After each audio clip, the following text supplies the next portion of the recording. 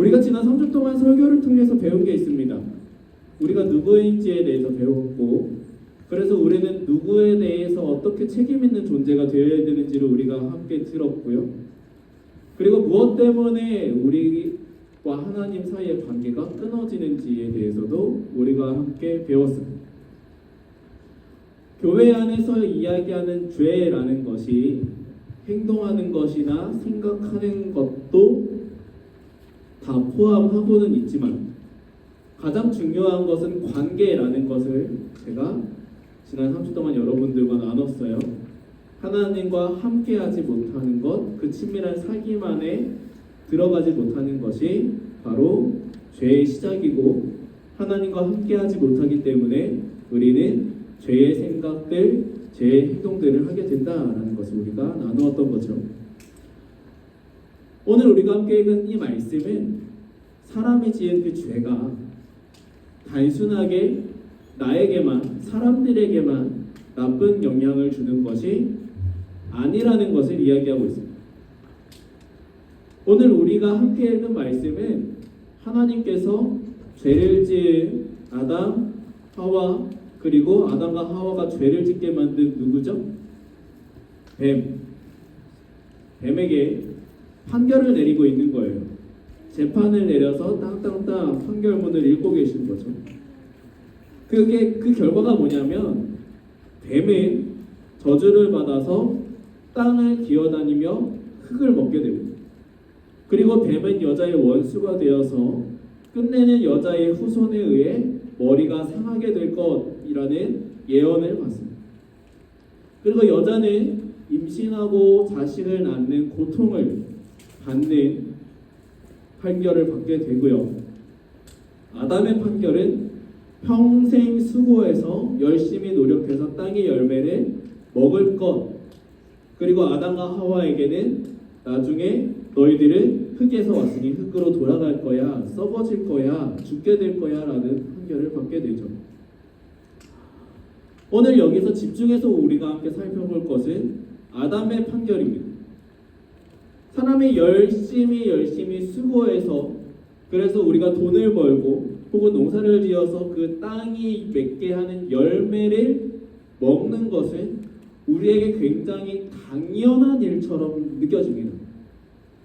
전혀 어색하지 않아요. 오히려 노력하지 않고 돈을 벌면은 그 사람이 더 얄밉고 그건 뭔가 불법적인 방법을 쓴 게 아닐까 의심하게 되지만, 열심히 노력해서 우리가 돈을 벌고 열심히 노력해가지고 우리가 먹을 것을 먹는 걸 누가 잘못됐다고 이야기를 하겠어요? 그래서 좀 이상해요. 그것이 아담이 죄를 지은 결과라고 이야기하는 것이 조금 이상하게 느껴집니다. 저는 그래서 한번 생각해 봤어요. 그러면 아담이 죄를 짓기 전에는 아담은 노력하지 않고 뭔가를 먹었을까?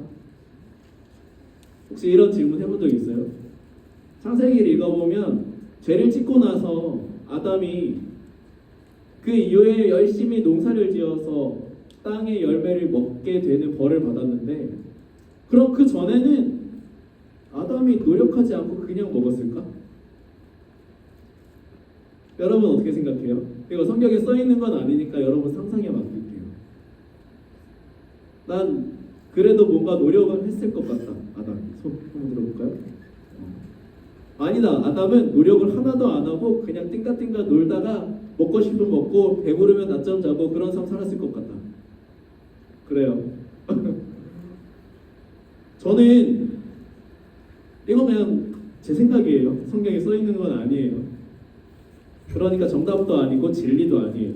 그냥 제 생각이에요. 근데 저는 그렇게 생각해요. 아담이 열심히 땀을 흘렸을 거라고 생각합니다. 왜냐하면 우리가 2주 전에 배웠던 문화 명령이 있기 때문이에요. 너희는 생육하고 번성하라, 땅에 충만하라, 땅을 정복하라, 모든 생물을 다스리라. 하나님께서 아담에게 명령을 주셨거든요. 모든 것을 다스리라고 이야기하는 것은 하나님의 질서에 맞게 자라날 수 있도록 다듬어 가라는 이야기겠죠. 나무가 잘 자라나기 위해서 가지도 쳐줘야 되고 그 다음에 잡초도 뽑아줘야 되고 노력을 해야 되잖아요. 아담이 정말 노력을 하나도 안 했을 거라고 저는 생각하지 않아요. 왜냐하면 아담은 문화 명령을 받았기 때문이겠죠. 그러면 제 생각이 맞다면 오늘 하나님이 내린 이 벌에 있어서 아담에게 내린 벌에 있어서 핵심은 노력해서 열매를 먹게 되는 이건 핵심이 아닐 수 있다는 생각을 해봤어요. 뭐가 핵심일까? 아담이 하나님께 받은 벌에 있어서 진짜 아담에게 있어서 크리티컬한 점은 무엇이었을까? 저는 성경을 자세히 읽어보면 힌트가 있는 것 같아요. 오늘 우리가 함께 읽은 이 말씀 속에 있습니다.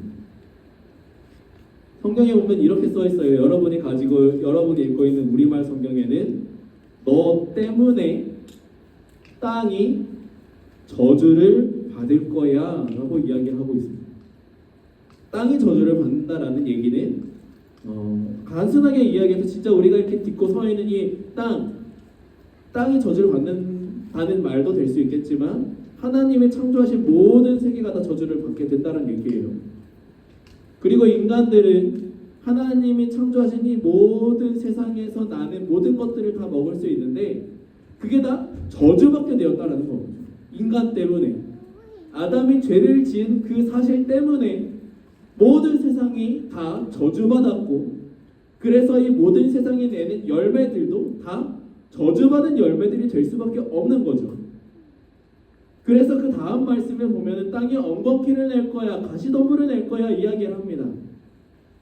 저주받고 사람을 힘들게 하고 괴롭게 하고 고통스럽게 하는 것들을 땅이 만들어낼 거야, 열매를 맺게 할 거야 라는 것을 이야기하고 있는 거예요.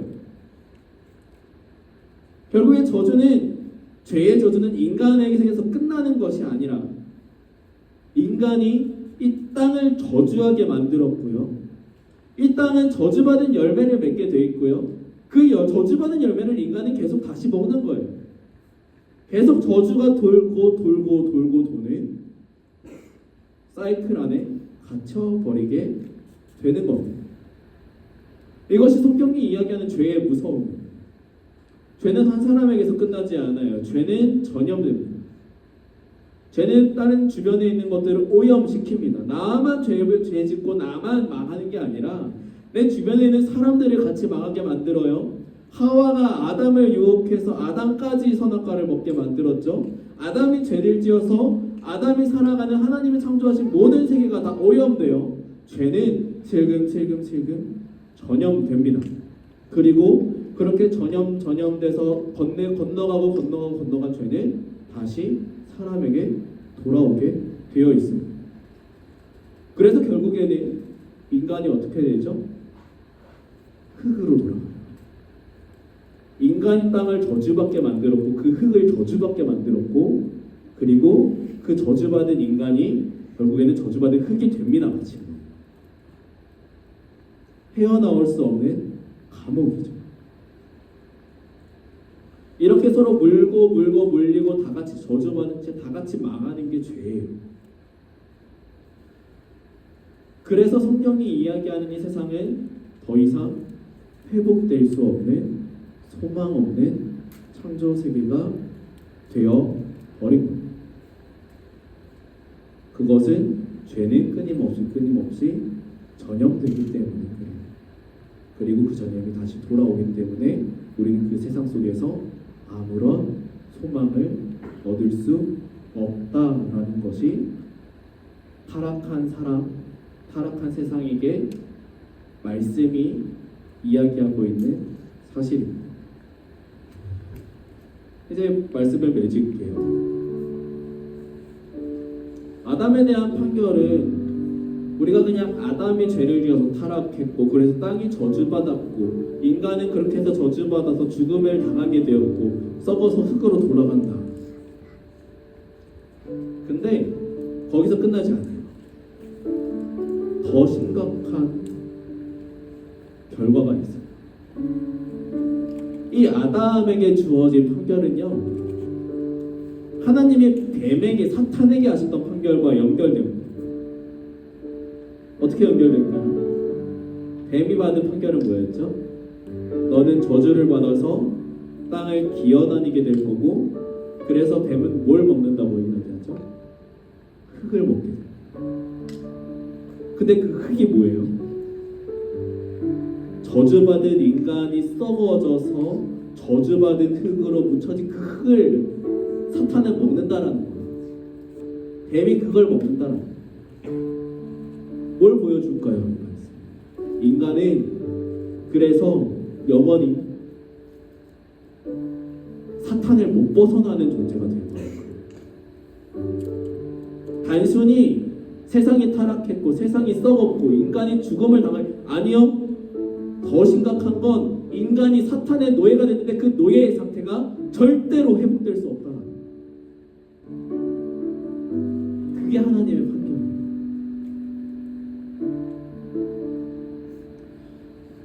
그래서 사탄은 여전히 이 세상 속에서 힘을 갖고 있는 것 같습니다.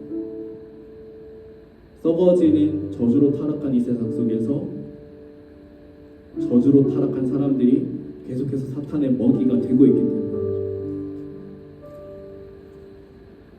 어떻게 이 사이클을 끝낼 수 있을까요? 무엇이 이 사이클을 끝낼까요? 제가 한번 그림을 그려봤어요. 죄를 짓지 않으면 되나? 근데 이미 우린 다 죄를 짓잖아요. 땅에서 나는 걸 우리가 안 먹고 살 수 있나요? 우리는 결국 저주받은 땅이 내는 저주받은 열매를 먹고 살아야 해요. 하나님이 다시 오시기 전날까지 이 땅은 계속해서 저주받은 상태로 회복되지 않을 거니까. 그럼 어떻게 해요? 한 가지 방법이 있어요. 성경이 우리에게 들려주는 한 가지 방법이 있어요. 그건 우리가 흙으로 돌아가지 않는 거예요. 이 사이클을 끊을 수 있는 단 하나의 방법은 흙으로 돌아가지 않으면 돼요. 어떻게 흙으로 안 돌아갈까요? 사도 바울이 이렇게 이야기하고, 우리가 범죄한 것 때문에, 죄를 지은 것 때문에 그래서 죽음에 넘겨지신 분이 계시대요. 죽으신 분, 흙으로 썩어져야 마땅한데, 근데 그분이 흙으로 돌아가지 않으셨다라는 거예요. 그분이 우리의 의를 위해서, 우리가 죄의 저주에서 벗어나게 하기 위해서 그분이 흙으로 썩어지는 것이 아니라 살리심을 받으셨다고, 부활하셨다고 사도 바울이 로마서에서 이야기를 하고 있어요. 로마서 4장에서. 여러분, 땅을 딛고 살아가는 우리는 죄의 저주 속에서 계속해서 죄를 전염시키고 또 우리가 전염받으면서 오염되면서 살아갈 거예요. 그런데 그런 우리가 흙으로 돌아가는 것이 아니라 그리스도께로 돌아갈 때 그 자리에서 죄의 전염이 시작되는 것이 아니라 오히려 예수님의 치료가 시작돼요. 치유하시는 예수님의 기적이 시작되는 거예요. 여기까지 오느라 고생했어요. 그래서 우리는 다음 주에 바로 이 지점부터 시작합니다. 우리는 수련회에서 치유를 이야기할 거고, 치료를 이야기할 거고, 화해를 이야기할 거고, 평화를 이야기할 거고. 여러분들께 권면 드릴게요. 그리스도를 향하여 나아갈 때 여러분의 마음속에 치유받아야 할 것이 무엇인지를 이번 한 주 동안 고민하면서 수련회를 준비합시다. 또 우리가 이 세상 속에서 치료해야 될 것은 무엇이 있는지 여러분 같이 한번 생각해 봅시다. 여러분들 주변에 있는 관계들 속에서는 여러분이 화해해야 되는 사람이 누가 있는지 한번 생각해 봅시다. 우리가 어떻게 예수님 안에서 평화를 이루어갈 수 있을지 우리가 이번 한 주 동안 고민해보며 기도하며 수련회를 준비할 수 있었으면 좋겠어요. 그때 우리가 우리가 다음 주에 함께 갈 수련회가 우리 모두에게 하나님의 놀라운 은혜와 치유와 회복을 경험하는 기적의 시간이 될 줄로 믿습니다.